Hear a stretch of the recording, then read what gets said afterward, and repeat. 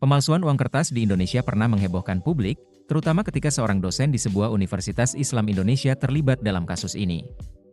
Dosen tersebut, yang seharusnya menjadi teladan, justru terjerat dalam praktik ilegal. Ia mencetak uang palsu dengan kualitas yang cukup tinggi, sehingga sulit dikenali oleh masyarakat awam. Tindakan ini tidak hanya merugikan perekonomian, tetapi juga mencoreng nama baik institusi pendidikan. Ketika kasus ini terungkap, banyak yang terkejut, karena seorang pendidik seharusnya mengajarkan nilai-nilai kejujuran dan integritas. Ini menjadi pengingat bagi kita semua bahwa bahkan orang-orang yang kita anggap berpendidikan pun bisa terjerumus dalam tindakan kriminal.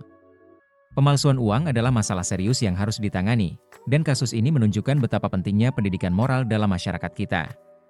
Berikut 7 fakta kasus pemalsuan uang di Universitas Islam Negeri, UIN, Alauddin Makassar yang berhasil kita riset untuk penonton setia MVLI. Halo guys, balik lagi sama Ali sini di channel MVLI. Number 7. Pengungkapan kasus ini benar-benar mengejutkan. Bayangkan, polisi menerima laporan tentang transaksi mencurigakan di Kecamatan Palangga, Goa.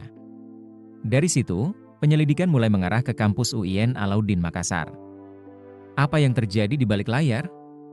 Ternyata, ada jaringan yang memanfaatkan mahasiswa untuk melakukan kegiatan ilegal.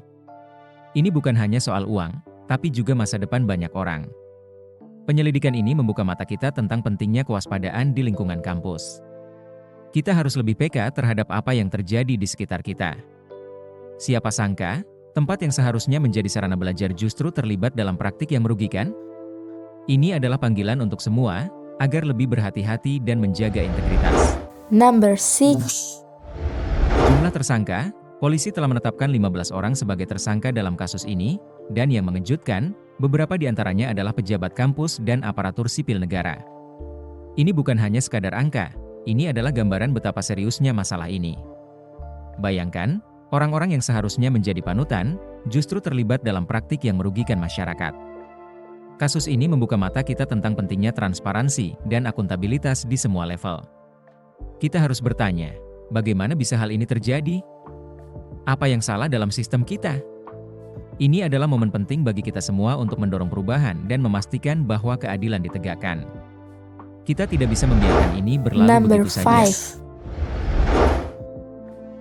5. Tujuan produksi, uang palsu ini benar-benar mengkhawatirkan. Diduga beredar di berbagai daerah di Sulawesi Selatan dan Sulawesi Barat, termasuk Kabupaten Goa, Wajo, dan Mamuju. Bayangkan, masyarakat yang tidak tahu bisa terjebak dan rugi. Para pelaku kejahatan ini sangat licik, menggunakan teknologi canggih untuk mencetak uang yang hampir tidak bisa dibedakan dari yang asli. Kita harus lebih waspada. Penting untuk memeriksa setiap lembar uang yang kita terima. Ciri-ciri uang asli seperti watermark dan benang pengaman harus diperhatikan. Jika kita semua lebih berhati-hati, kita bisa membantu mencegah peredaran uang palsu ini. Mari kita jaga ekonomi kita dan lindungi diri kita dari penipuan. Number 4. Jumlah uang palsu yang diproduksi. Bayangkan, satu rim kertas bisa menghasilkan uang palsu senilai 1,2 miliar rupiah. Itu artinya, sindikat ini telah mencetak uang palsu hingga puluhan miliar rupiah. Mereka menggunakan teknologi canggih dan keterampilan tinggi untuk menipu masyarakat. Uang palsu ini tidak hanya merugikan ekonomi, tetapi juga menciptakan ketidakpercayaan di pasar. Setiap lembar yang beredar bisa menghancurkan usaha kecil dan menengah.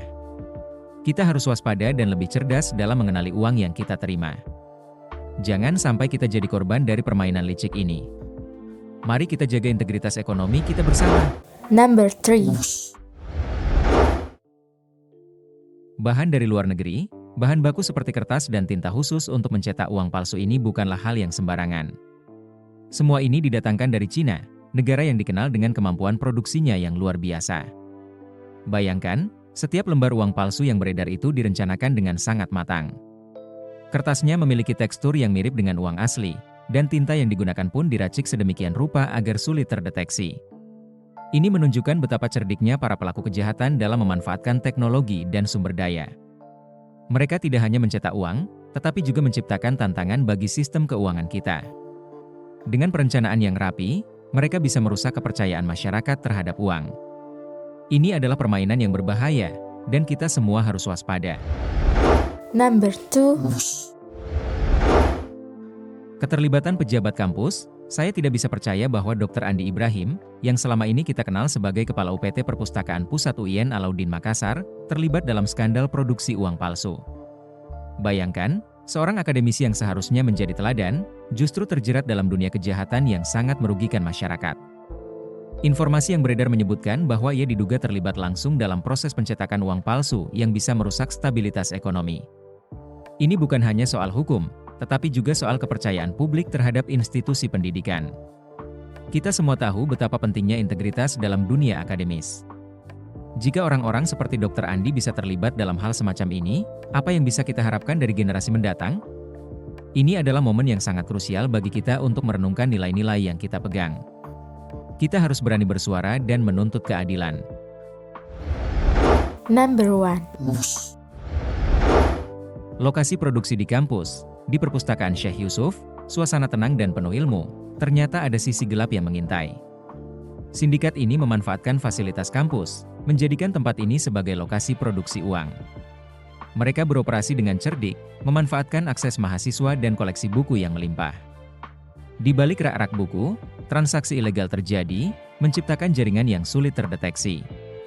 Mahasiswa yang seharusnya fokus belajar, malah terjebak dalam permainan mereka. Ini bukan hanya tentang uang, tetapi juga tentang masa depan yang dipertaruhkan. Kita harus waspada, karena tempat yang seharusnya menjadi sumber pengetahuan, bisa saja menjadi ladang kejahatan. Mari kita jaga integritas kampus kita. Terima kasih banyak telah meluangkan waktu untuk menonton video ini. Setiap detik yang Anda habiskan di sini sangat berarti bagi saya dan perkembangan channel ini.